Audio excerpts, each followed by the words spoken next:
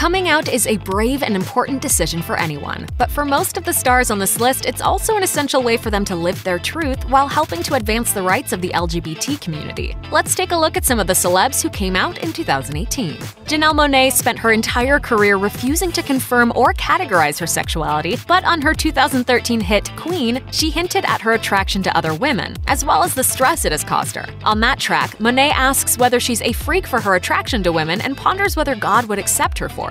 In an April 2018 interview with Rolling Stone, the eclectic R&B singer came out with a vengeance and spoke about her experience as a queer black woman in America, who has been in relationships with both men and women. While the mag pointed out that Monae initially thought of herself as bisexual, she later found that she identified as pansexual too. She said, "I'm open to learning more about who I am." For me, it's not about your gender. It's not about you being a woman or a man. It's about your spirit. It's about your heart. And that's what I see first.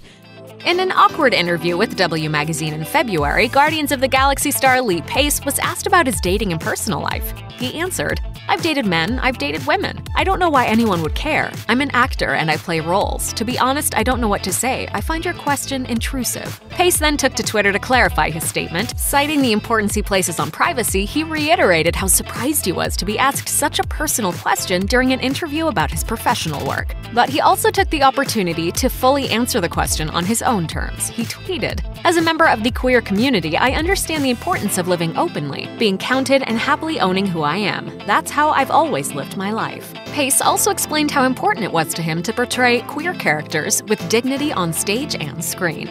If you got stuck in the hurricane, do you have anybody you would call? I don't.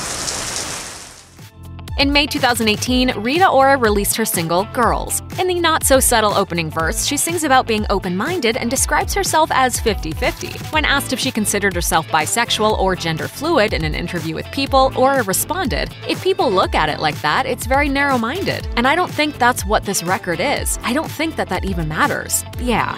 However, pop star Hayley Kiyoko blasted the song for being downright tone-deaf and accused it of fueling the male gaze while marginalizing the idea of women loving women. In response, Ora chose to out herself in a move some believe to have been coerced by Kiyoko. On Twitter, she said, "Girls was written to represent my truth and is an accurate account of a very real and honest experience in my life. I have had romantic relationships with women and men throughout my life, and this is my personal journey."